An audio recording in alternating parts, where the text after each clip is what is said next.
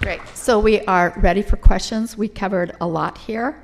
And if I don't see a hand, I'm going to throw, I should have known I could count on you. Please. Greg, just to roll off of this, Edwin's statements here, so it's fresh in the mind. How much value do you see in the UC Regents' capacity and capability of actually helping your company in real time? And how much do you depend on the industry itself coming up with the solution versus the Regents coming up with the solution? So when I first moved out here, one of the first things I did was to establish relationships with the universities, and leading to where I'm on the foundation board at UC Merced. I advised Fresno State on agriculture. Helene Dillard just attended a OLAM conference in Singapore around sustainable agriculture. So we think it's absolutely critical. But I think first we were really looking mostly at students and making sure that we were seen as a potential employer. So we've hired a lot of students. So from there's been a benefit. UC Merced, we do 2 engineering projects a year around the Capstone project, and looking at students that can come and help us with new ideas and processing. Fresno State, we've hired a lot of people. We've donated money for the sensory lab and the new Ag Research Center. So we think it's incredibly important. We also think it's a two-way street. We felt that, we have to do things and we have to engage as well, and also to express what it is that we would like and what we need. So I think the relationship is good. I think we can keep growing it, and I think that those ideas can be very good for us in California, but also for our operations globally. William, do you have something to add to that? I would love to add something. What I think is in the Valley, it's a critically important relationship. The challenge that we face is we have a brain drain. Kids leave the Valley and we have a hard time getting them to come back. And I think we need to focus on explaining all the wonderful jobs that ag provides. And some of these advisors in these colleges need to try to steer people back to the Valley, because we do need these highly educated, motivated, brilliant students to come back and want to have a career here near their family. Could I ask how you engage with students? Do you have apprenticeships, internships? Do we have enough of those kinds of hands-on kinds of programs to show people the reality of what is happening in the field or in the processing plant? Do we have enough of those kinds of investments? Yeah, we have internship programs, and I forgot one other school too, food science, Chapman, as well on food science. So want to make sure I mention that. But yeah, absolutely. Every year we seek internships, and we attend the recruiting fairs. We try to explain the variety of jobs in agriculture, making sure people understand that a lot of perception is that it's all production agriculture, and how sophisticated and actually agriculture is, and those opportunities. So try to spend a lot of time doing that. And Edwin, do you have farmers and company personnel in classrooms to just start to describe what the possibilities are for employment? So we have a number of student-run organizations that actively recruit people from industry and farmers to come in and talk to the members of their various clubs and things. We have some organizations on campus that are sort of public-private partnerships with, there's one called Seed Central that is a partnership with the seed company, and this is a very active method of linking up our students with various people in industry. And then there are some majors within the college that actually have a required internship built into the program. And Tom, I don't want to put you on the spot again, but I will anyway.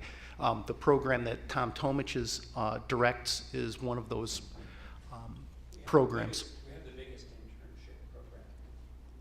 Okay. Questions? Otherwise, I have another one. I have a question. Okay, you get seconds. Okay, thank you. On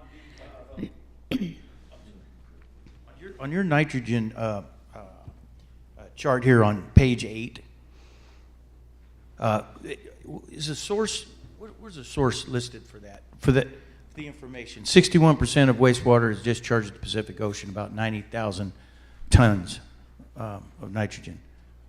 Where did you source that? That's, I'm the lead. Oh, I'm sorry. No, it's all right. I'm happy to talk with you about it. That's an executive summary of a 300-page book, which has all the references cited.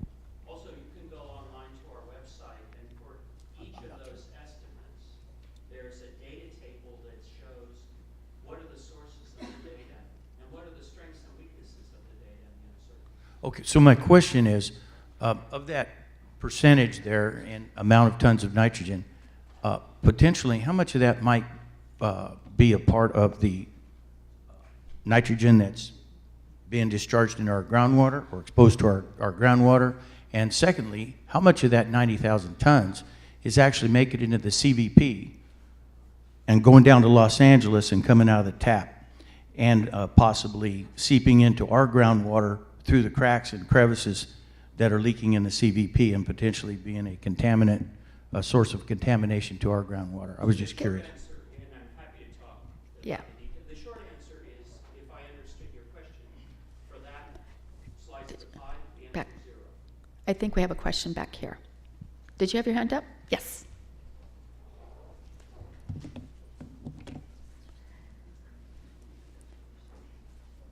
A quick question about people. Technology is also Yes. about people.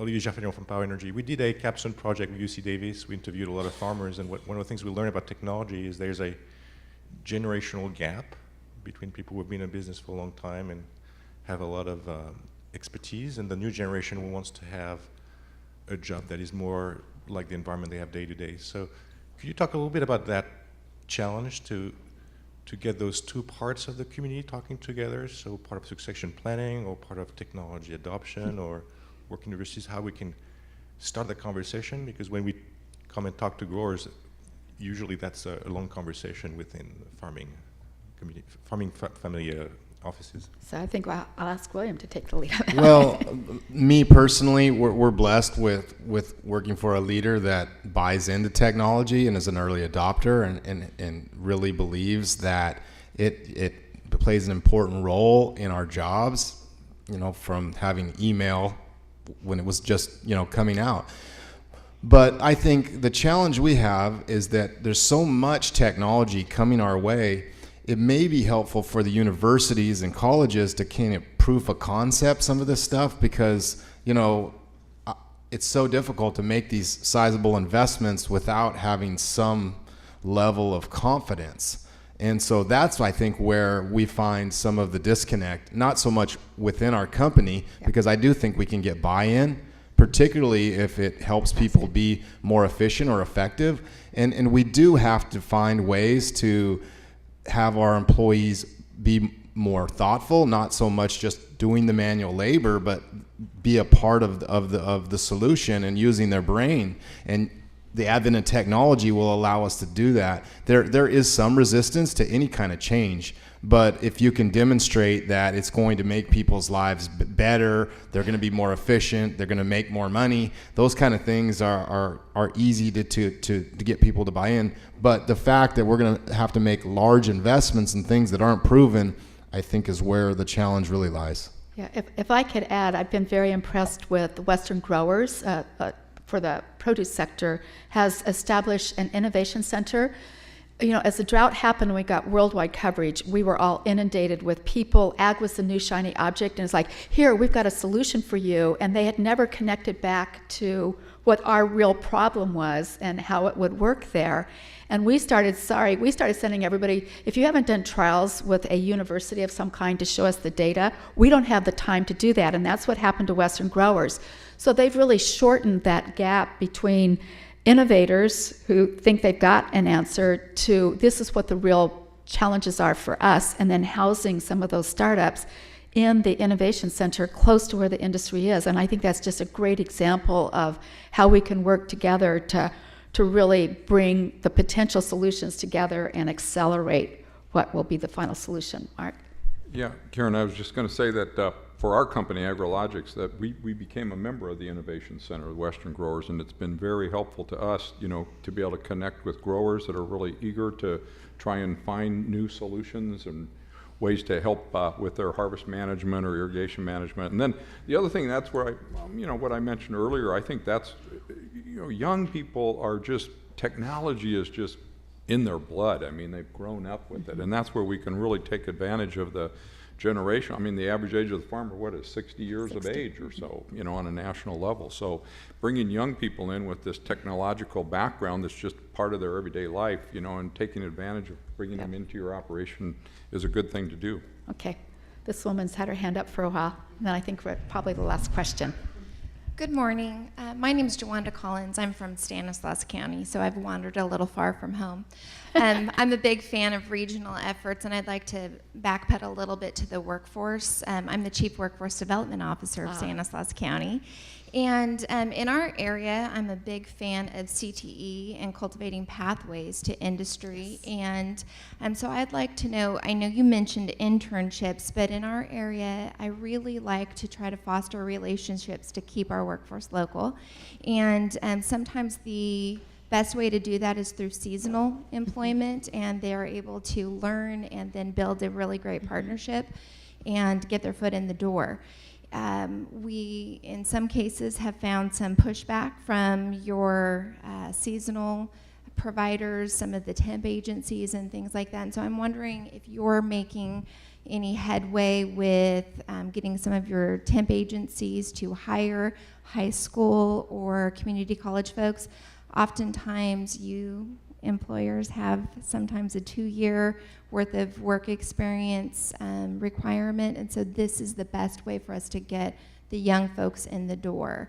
So can you elaborate on that to give us some way to make that headway? Because otherwise, if we don't do that, we do lose them. That's how they leave the area. Greg. Yeah, so so I would say, I mean, it's complicated, right? So it's plant by plant. Some plants are union, some plants are non-union, some plants have a lot of different factors in play. But I definitely feel that, well, I should also say that up until about, I'd say in the last 3 to 5 years, there was very little turnover. So someone's going to say, look, I don't want anybody to come in. I'm okay if the workforce just keeps aging, as long as we can, and we know that we can rely on those jobs coming. So there would have been resistance for anything that, you know, is going to change that. But I would say really in the last several years, that's changing a lot. And definitely as an organization, we need to find those kinds of solutions. Part of why I'm here, why we have been reaching out more in the community college system. It's not something, like I mentioned before, we started out thinking more in terms of UC, CSUs, and then we've been expanding from there. But we definitely have to work, and happy to collaborate with your organization to try to find ways to get labor that's going to work in the plants. And the jobs are changing. The requirements, the documentation requirements, the mechanical requirements are changing a lot. And there's definitely a shortage of people to work in plants to do those things. So I'm definitely open to try to find those kinds of solutions. We need to. Just created a network right there. See, you watched it here. Anyone else want to comment on that? If not, I think I'm getting the hook. I want to thank you all very much. Frank, thank you for inviting me to be here today. It's been a real honor. And I want to thank our panel. It was a great panel. Thank you.